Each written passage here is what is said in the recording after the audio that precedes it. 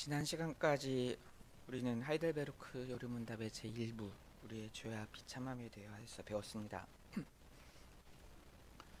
그 1부의 전체적인 내용은 이런 것이었습니다. 우리는 지금 하나님께서 우리를 부르셔서 한 교회로 모여서 예배를 드리고 있는데, 이런 예배 이런 예배 자리에서 선포되는 하나님의 말씀, 하나님 나라의 법, 하나님 나라의 법이 우리 우리 자신을 비추어 우리 자신을 비추어주는 어떤 거울이 된다고 했습니다. 그리고 우리가 그 하나님 나라의 법, 하나님의 말씀이라는 그런 거울에 비추어 볼 때 그 눈부시게 밝고 영광스러운 법에 비추어서 우리가 얼마나 하나님과 이웃을 본성적으로 미워하고 어둠 가운데 있는 그런 사람들인가 하는 것을 알게 된다고 하였습니다. 또 우리가 원래 하나님의 형상을 따라서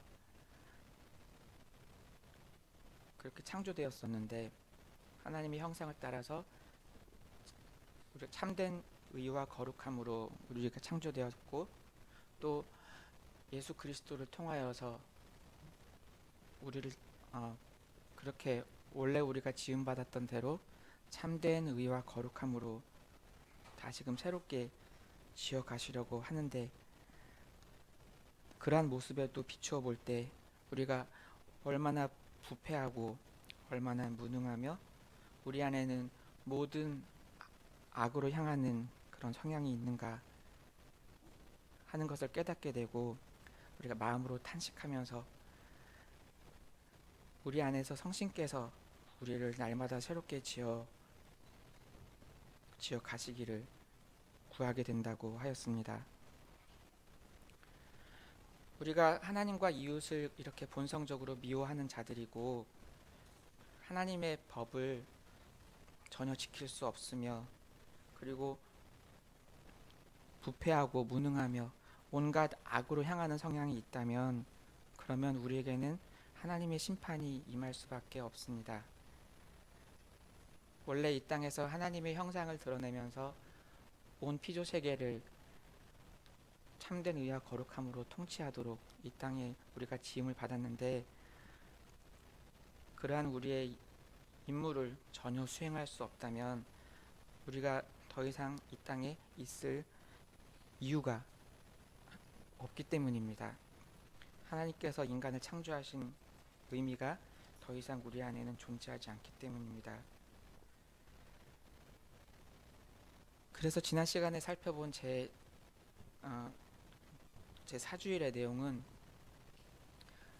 이처럼 하나님의 영원한 형벌이 그냥 흐지부지하게 넘길 수 있는 사안이 아니라는 것을 계속해서 이야기했습니다.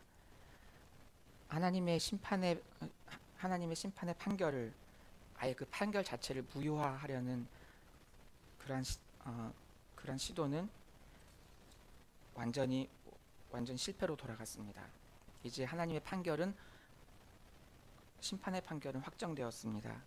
그러면 이미 이렇게 확정된 판결 아래에서 우리가 구원받을 수 있는 그런 방법은 없겠습니까? 그것이 이제부터 여러 달에 걸쳐서 이야기하게 될 요리문답 제2부의 내용입니다.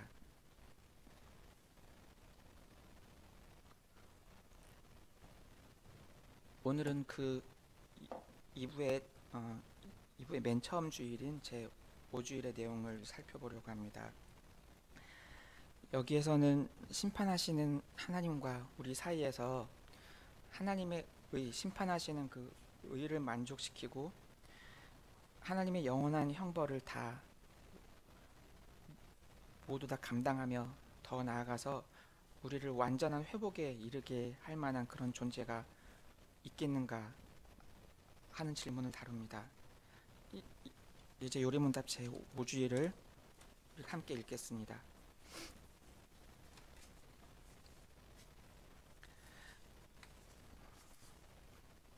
제가 먼저 질문을 읽고 그리고 함께 답을 읽겠습니다. 12문. 하나님의 의로운 심판에 의해 우리는 이 세상에서 그리고 영원히 형벌을 받아 마땅한데 어떻게 이 형벌을 피하고 다시 하나님의 은혜를 입을 수 있겠습니까? 께서는 자신의 의가 만족되기를 원하십니다. 따라서 우리는 우리 스스로든 아니면 다른 이에 의해서든 죄값을 완전히 치러야 합니다. 13문. 우리가 스스로 하나님의 의를 만족시킬 수 있습니까? 결코 그렇지 않습니다. 오히려 우리는 날마다 우리의 죄책을 증가시킬 뿐입니다. 14문. 어떠한 피조물이라도 단지 피조물로서 우리를 대신하여 하나님의 의를 만족시킬 자가 있습니까? 하나도 없습니다. 인간의 죄책 때문에 다른 피조물을 형벌하기를 원치 않으십니다. 둘째, 어떠한 피조물이라도 단지 피조물로서는 죄에 대한 하나님의 영원한 진노의 짐을 감당할 수도 없고 다른 피조물을 거기에서 구원할 수도 없습니다. 15문. 그렇다면 우리는 어떠한 중보자와 구원자를 찾아야 합니까? 의로운 분이시나 동시에 참 하나님이고 모든 피조물보다 능력이 뛰어나신 분입니다.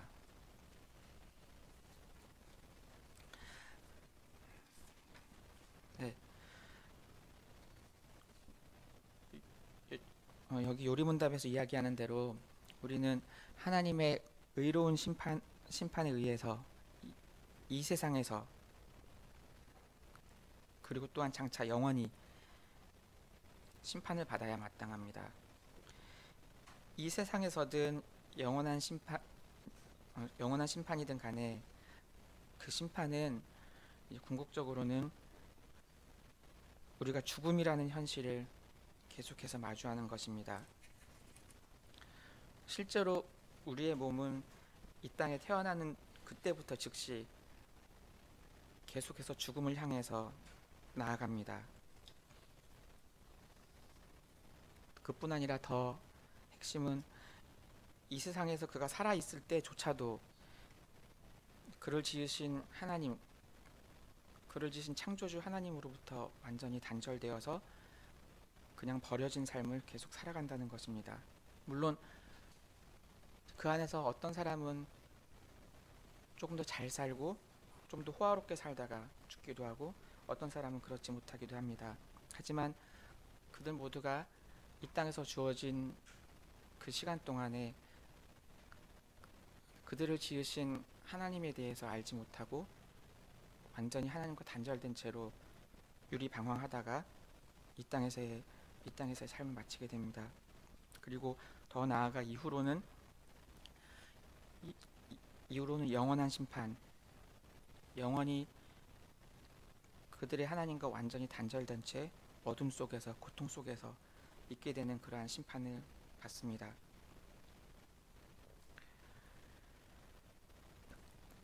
그렇다면 어떻게 이러한 형벌을 피할 수 있겠습니까?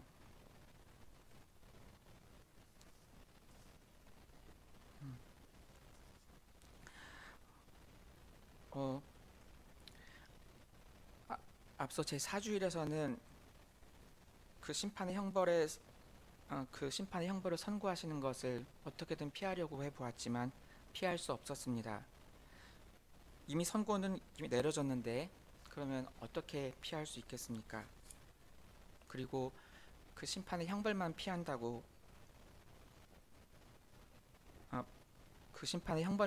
되겠습니까? 심판의 핵심은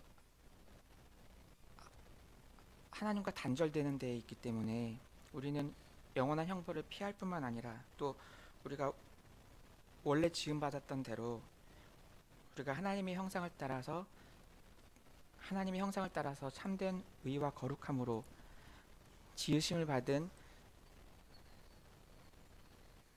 지으심을 받은 새로운 피조물이 되어서 삼위 하나님과의 어, 영광스러운 교제 안으로 다시 들어가야 우리가 완전히 회복되는 것 아니겠습니까?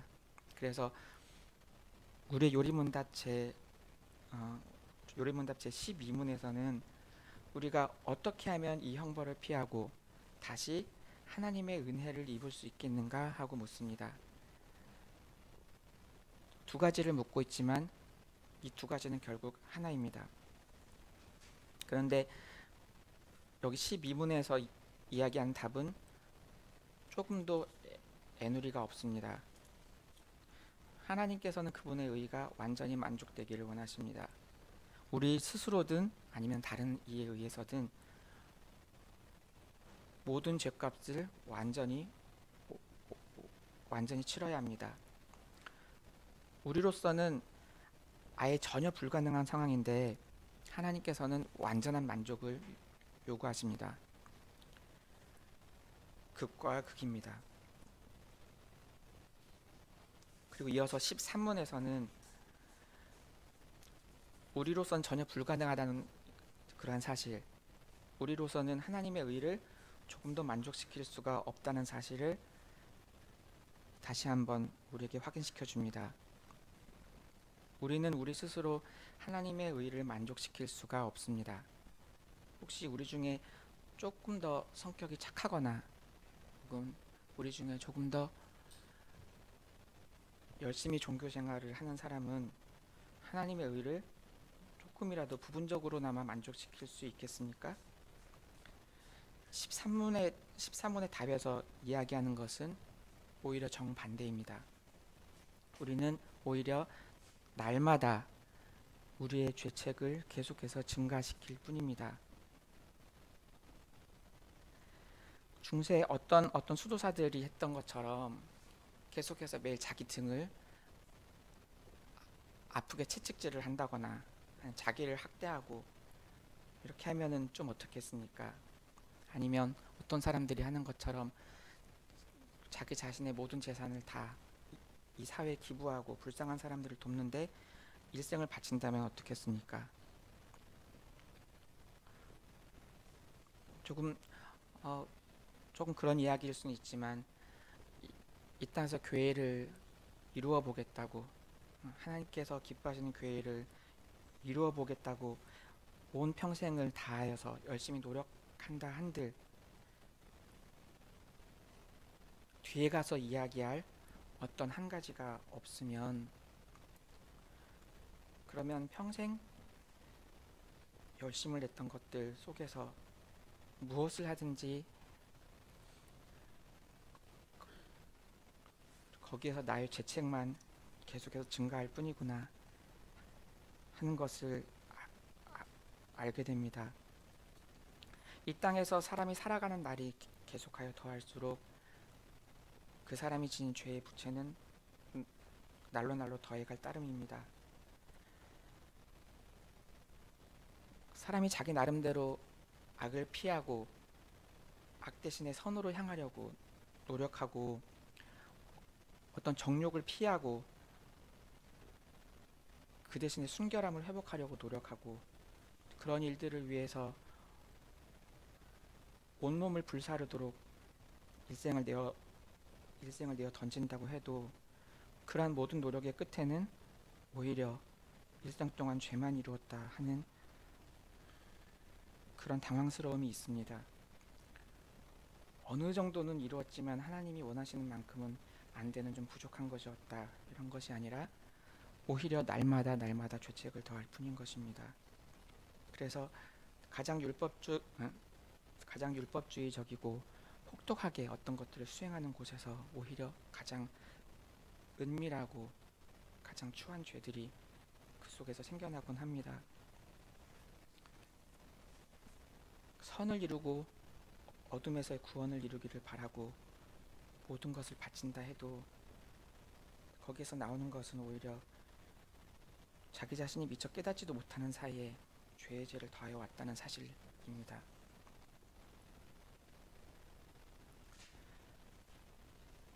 (14문에서는) 그렇다면 피조물 중에서 우리를 대신하여 하나님의 의를 만족시킬 그런 이가 있느냐고 묻습니다. 우리를 대신해서 하나님의 심판대 앞에서 모든 것을 담당해주고 우리를 건져줄 그런 힘이 있는 피조물이 있습니까? 우리의 요리문답에서는 아주 단호하게 하나도 없다 하고 이야기합니다. 하나님께서는 인간의 잘못에 대해서 인간이 아닌 다른 피조물을 형벌하기를 원치 않으십니다. 인간의 죄는 인간이 담당해야 합니다.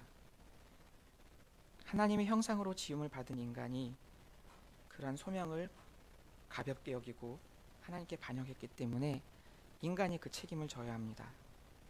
그러니까 이를테면 구약의 여러 제사들에서 양들을 바치고 그랬지만 소들을 바치고 그랬지만 그러한 것으로는 우리 죄의 문제에 대해서 궁극적인 해결이 될 수 없다는 것입니다. 이러한 사실은 구약의 성도들도 알고 있었습니다. 그리고 더 나아가 단지 피조물로서는 그것이 인간이든 짐승이든 무엇이 되었든지 간에 단지 피조물로서는 죄에 대한 창조주 하나님의 영원하신 진노를 감당할 능력이 없고 그렇기 때문에 당연히 그가 다른 피조물을 그러한 데에서 하나님의 진노에서 구원해낼 수도 없습니다. 그러면 우리가 어디서 답을 찾아야 되겠습니까? 아무 데도 없습니다. 그냥 막다른 골목입니다. 우리가 찾을 대상은 지금 이 땅에는 없습니다. 제 5주일 마지막 질문에서 이야기하는 대로 우리가 찾아야 할 우리의 중보자와 구원자는 한편으로는 우리와 동일한 진정한 인간이면서 아무 죄도 없어야 하고 또한 다른 한편으로는 우리를 하나님 앞으로 이끌어갈 참 하나님이시며 모든 피조물보다 능력이 뛰어나신 분이어야 합니다. 그런데 이러한 중보자와 구원자를 인간이 감히 상상이라도 할 수 있었겠습니까?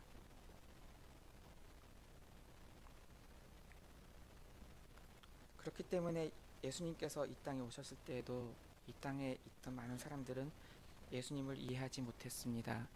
그리고 또한 예수님께서 이 땅에서 하시려는 일들을 이해하지 못했습니다.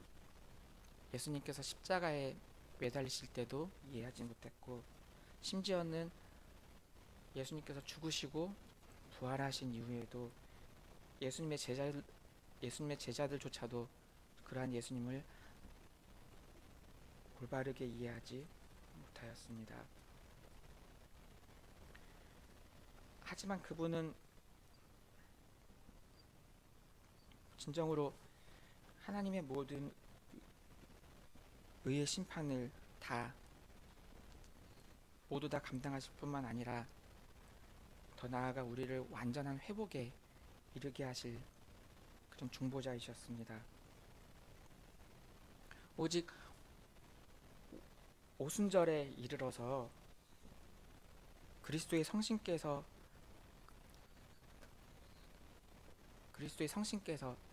오순절에 부어지셨을 때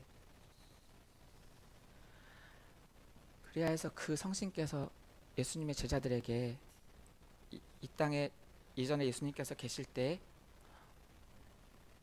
예수님께서 그들에게 하셨던 말씀들이 무엇이었는지를 생각나게 하시고 그 말씀들을 깨닫게 하실 때 그때야 비로소 그들은 그들의 중보자와 구원자이신 분을 바르게 선포할 수 있었고 또한 성신을 통하여서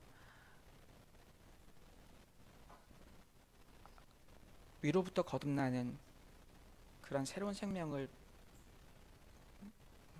맛보는 가운데에서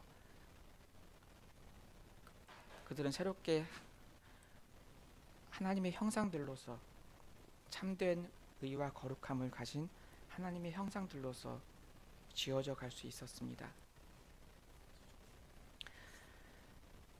어, 지지난 시간에 제3주일 할 때 하나님의 형상이 참된 의와 거룩함을 이야기한다. 에베소서 4장 24절을 가지고 이야기했었는데, 그 참된 의와 거룩함이라는 거는 이 땅에서 볼 수 있는 어떤 좋은 성품 이런 것만을 의미하는 것이 아닙니다.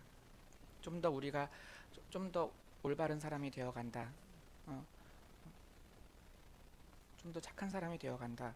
이런 정도만을 이야기하는 것이 아니라, 여기서 특히 거룩함이라는 것은 오직 하나님만이 갖고 계신 그러한 성품을 이야기합니다. 높으신 하나님께서 나타내시는 그분의 영광스러운 성품을 이야기하는 것입니다. 그래서 우리가 참된 의와 거룩함으로 지으심을 받은 새로운 피조물이 되어 간다는 것은 그러한 하나님의 영광스러움 안에 우리가 함께 참여하게 되어 간다는 것입니다. 우리가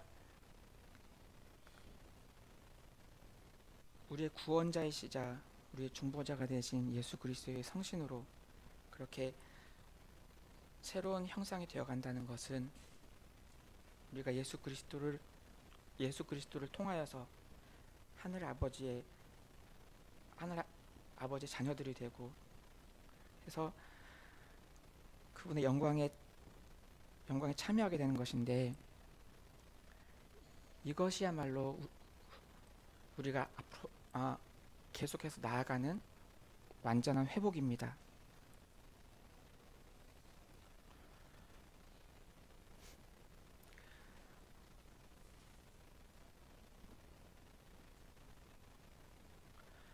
그리스도를 통하여서 우리는 그렇게 하나님의 형상으로 새롭게 지어져 가면서 하나님의 거룩하신 영광에 함께 참여하게 되고, 삼위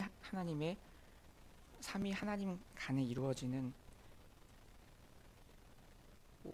온전한 사랑의 교제 안에 우리가 함께 참여하게 됩니다. 그러니까 우리가 하나님의 형벌을 피하고 그리고 새롭게 우리가 회복이 된다는 것은 반드시 있어야 되는 것은 그러한 삼위 하나님과의 영광스러운 사랑의 교제 안으로 우리가 나아가는 것이 반드시 있어야 한다는 것입니다. 이것이 완전한 회복입니다. 이러한 완전한 사랑의 교제에 이르게 하기 위한 하나님과 사람 사이의 중보자와 구원자는 참 하나님이시면서 참 사람이신 분밖에 없습니다.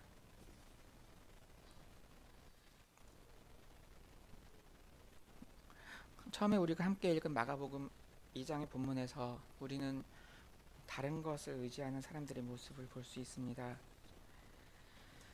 예수님께서는 갈릴리 땅에서 그분 앞으로 나오는 사람들에게 계속하여 말씀을 가르치고 계셨습니다. 그러다가 한 번은 예수님께서 지나가실 때 알페오의 아들 레위라는 사람이 조그마한 부스 안에 앉아가지고 세금을 거두는 모습을 보셨습니다. 근데 그 모습을 보시고서는 예수님께서 그를 부르셨습니다.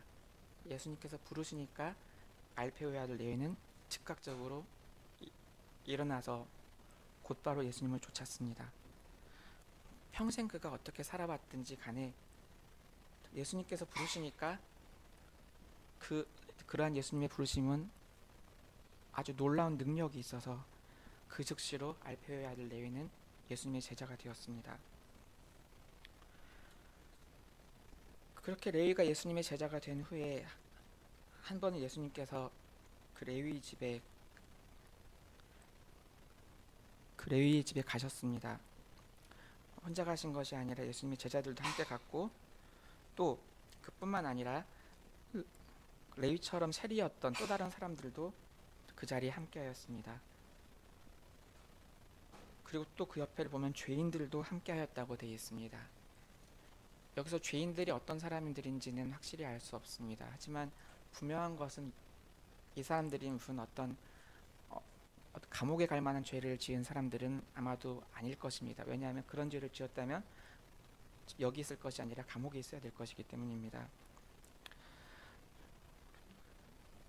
그런데 여기서 마가가 이 부분을 기록할 때 그 사람들을 계속해서 죄인들이라고 얘기하는 걸 보면 아마도 그 당시에 그런 사람들의 부류를 다 합쳐서 그냥 일반적으로 사람들이 죄인들이라고 말하는 그런 사람들인 것 같습니다.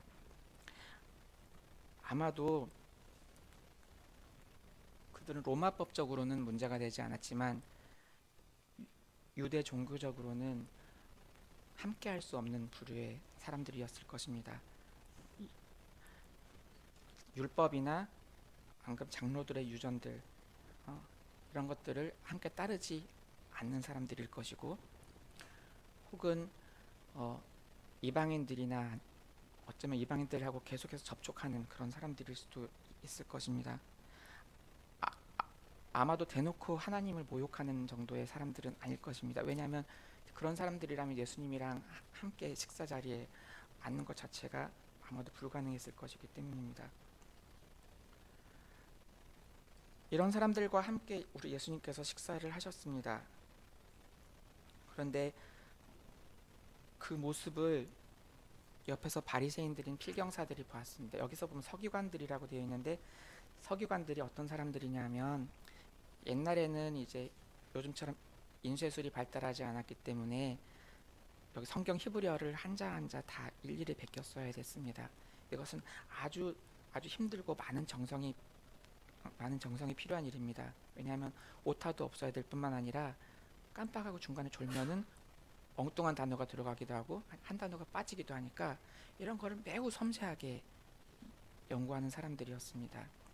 그렇기 때문에 이 사람들은 어느 누구보다도 하나님의 말씀을 잘 안다고 할 수 있는 사람들입니다. 그런 서기관들이면서 동시에 이 사람들은 바리새인에 속한 사람들이었습니다.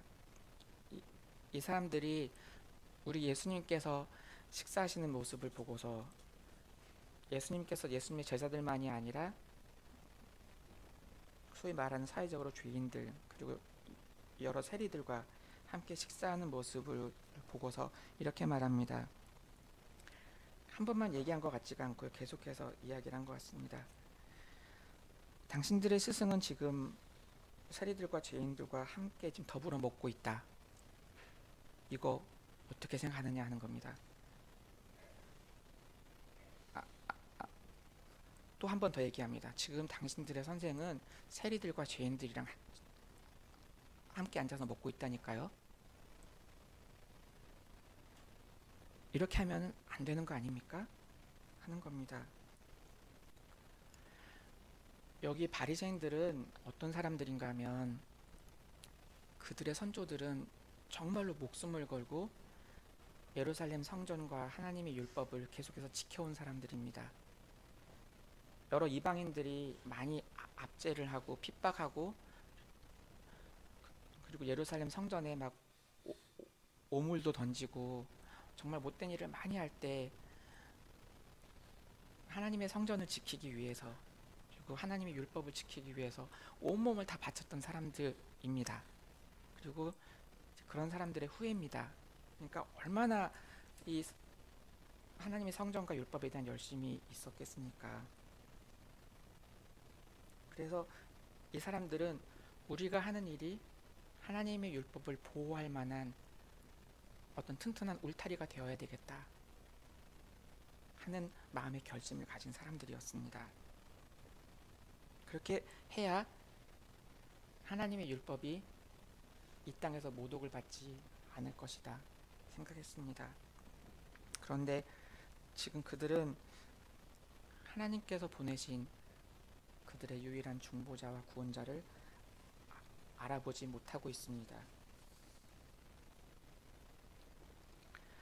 그들은 최대한 하나님께 대한 열심을 다했지만 최대한 하나님의 영광과 거룩하심을 지키려고 하였지만 오히려 하나님께서 그분의 백성을 찾아오셨을 때 그 앞을 막아서고 있습니다. 나중에 예수님께서 승천하시고 나서 그와 같은 부류, 바리새인과 같은 부류 중에 한 명의 대표적인 사람이 있지 않습니까? 바리새인 중 하나였던 사도 바울은 이전에 사울일 때요, 얼마나 예수 그리스도의 교회를 핍박하였습니까? 그 사람 자기가 하나님께 대한 열심을 가지고 자기의 모든 것을 걸었을 것입니다. 하나님을 어떻게 하면 최대한 잘 섬길 수 있을까? 어떻게 하면 최대한 하나님 앞에서 순수해지고 순결해질 수 있을까? 열심을 낸 것이었는데 결국에는 하나님의 아드님을 대적하는 일이었고, 그리고 그의 죄의 책임을 이루 말할 수 없이 크게 만들어 놓았을 뿐입니다. 바울이 나중에 그리스도를 만난 뒤에 자기 자신의 이전 일을 생각해 보고는 얼마나 소름 끼치고 얼마나 좌절하였겠습니까?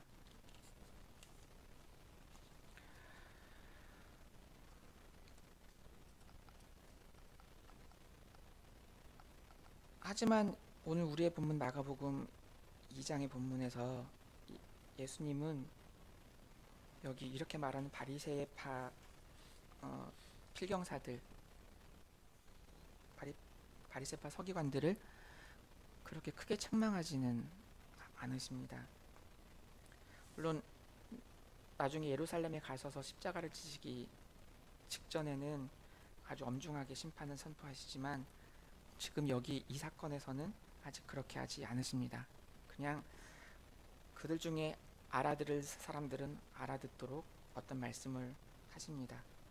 사실 여기 바리새파 사람들만이 아니라 이 당시에는 예수님의 제자들도 왔다 갔다 하지 않았습니까? 예수님의 제자들도 어떤 경우에는 크게 바리새인들하고 차이가 없는 모습들을 보이곤 하였습니다. 그래서 예수님께서는 이 당시에 바리새파 서기관들에게 엄중하게 책망하지는 않으시고 그들이 알아듣도록 말씀하십니다. 예수님께서 하신 말씀을 보면 건강한 자에게는 의사가 필요 없고 병든 자에게라야 필요하다 하셨습니다. 여기서 건강한 자라는 말은 그냥 특별한 병이 하나도 없이 그럭저럭 살아간다기보다는 아주 힘이 세고 힘있게 어떤 일들을 할 수 있는 그런 정도의 사람입니다. 그러니까 아무 병도 없고 그리고 또한 힘도 팔팔한 사람, 그런 사람에게는 의사가 당장에 필요 없을 것입니다. 의사는 환자에게 필요할 따름입니다.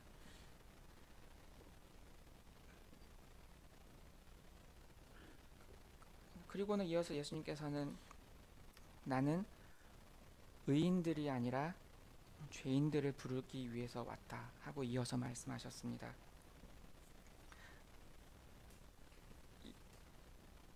이 두 가지 말씀을 합해서 보면 예수님께서 어떤 메시지를 전파하고 있는지 알 수 있을 것입니다. 예수님께서는 죄사함의 권세가 있으신 우리 영혼의 의사이십니다. 영혼의 의사로서 우리 주님께서는 이 땅에 죄인들을 부르기 위해서 오셨습니다. 그래서 아까도 보았듯이 레위를 부르셨습니다. 그리고 또한 여기 식사 장면에서는 세리들과 죄인들을 예수님께서 부르셨습니다.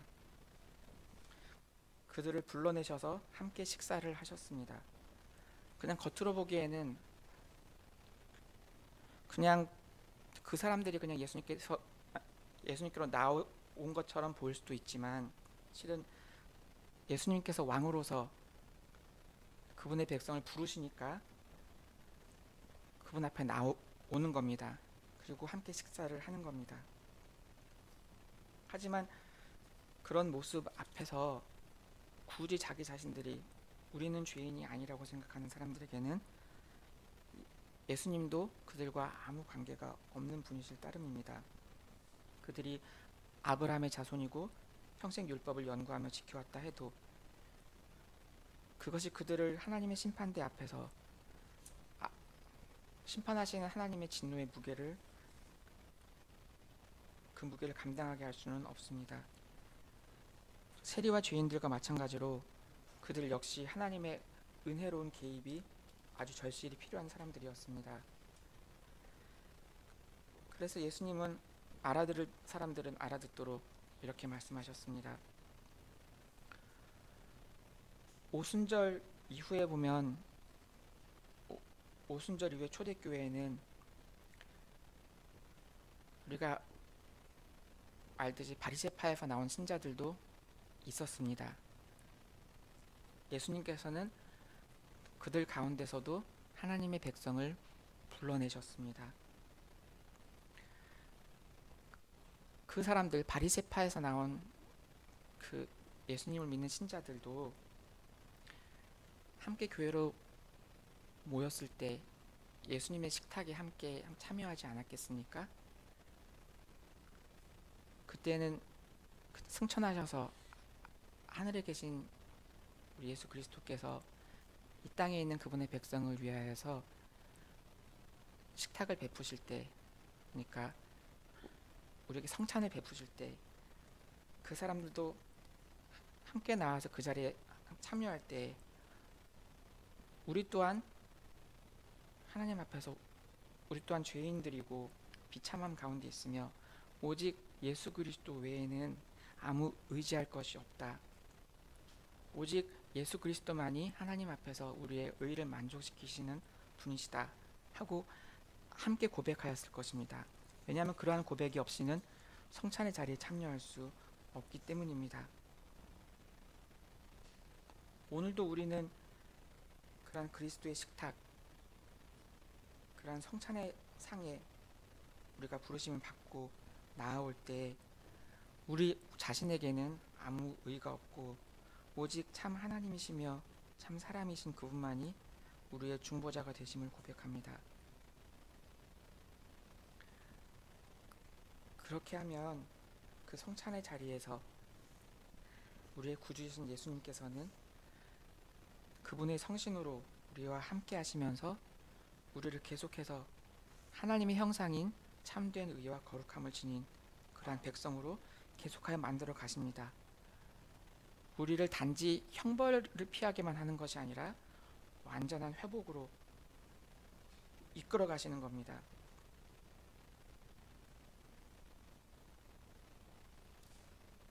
그런 면에서 한편으로는 지금 성찬을 오랫동안 못하고 있는 상황은 참으로 안타까운 상황이 아닐 수 없습니다. 왜냐하면 우리가 우리의 참된 중보자, 유일한 구원자 되시는 분의 식탁에 용서받은 죄인으로서 함께 참여하는 그 기쁨을 누리지 못하는 것이기 때문입니다. 만일 우리가 이렇게 성찬을 오래 하지 못하게 되는 이런 상황에서 우리가 아무 생각이 없이 그냥 안일하게 있다면 어쩌면 우리 또한 예수님 외에 다른 것을 의지하고 있는 것은 아닌지, 참되고 유일하신 중보자, 우리의 구원자 외에 다른 피조물로, 다른 어떠한 것으로, 아니면 나 스스로 하나님의 심판대 앞에 설 수 있다고 생각하는 것은 아닌지, 우리는 우리 스스로를 다시 한번 돌아보고 하나님 앞에 두려워해야 할 것입니다. 그러므로 우리는 이러한 상황을 슬퍼하면서 우리의 마음을 돌아보고 우리가 다른 무엇이 아니라 심지어 우리가 이전에 정말 믿음으로 행하였던 모든 일들도 그것도 아니고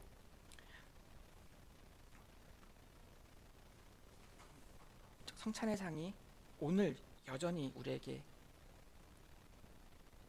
가르쳐주는 예수 그리스도의 공로에만 피하고 그것만을 의지하는 사람들이 되어야겠습니다. 오직 예수 그리스도만이 우리의 참된 중보자이시고 우리의 구원자이심으로 우리를 하나님의 죄의 형벌에서 피하고 완전한 회복, 삼위 하나님의 영광과 그 영광스러운 사랑의 교제 안으로 인도하시는 분이라는 것 바라보아야겠습니다. 그렇게 할 때 하나님께서는 우리 교회와 이 교회 안에 있는 우리 각 사람들을 계속하여 회복시켜 가실 것입니다.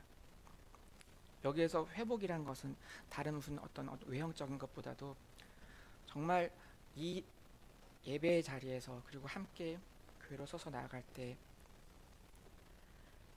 삼위 하나님과의 사랑의 교제를 각 사람이 맛보고 점점 더 하나의 교회를 이루어가면서 온전하게 하여 주실 것입니다.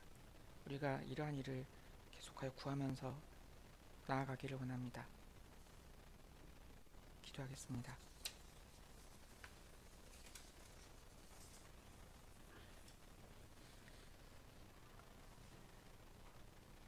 하나님 아버지, 오늘 이 시간에 저희가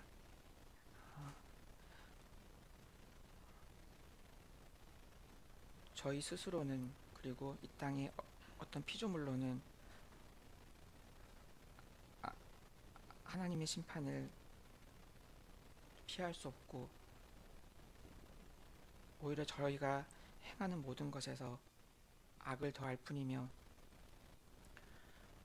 오직 저희가 하나님께서 은혜로 베풀어 주신 저의 유일한 중보자와 구원자이신 예수 그리스도를 의지하여 나아갈 때 그때 저희가 이 땅에서부터 하나님의 형벌을 두려워하지 않고 오히려 하나님께서 저희를 온전히 회복시켜 가시는 것을 맛볼 수 있음을 함께 생각하였습니다. 하나님께서 하나님의 성신을 저희 가운데 계속하여 부어주시고 하나님의 성신으로 저희 각 사람의 마음을 새롭게 창조하시고 하나님의 성신으로 예수 그리스도의 복음을 더욱 깊이 깨닫게 하시고 거기로만 계속하여 피하게 하옵소서. 저희 안에 있는 것들은 저희에게 어떠한 위로도 될 수 없고 어떠한 능력이 될 수도 없습니다. 하지만 저희는 그러한 사실을 자꾸 잊어버리는 자들입니다. 하나님께서 저희를 붙드시고 교회로서 온전하게 서가게 하여 주옵소서. 각 사람을 삼위 하나님 안에 삼위 하나님 안에는 영광스러운 사랑의 교제 안으로 회복시켜 주옵소서.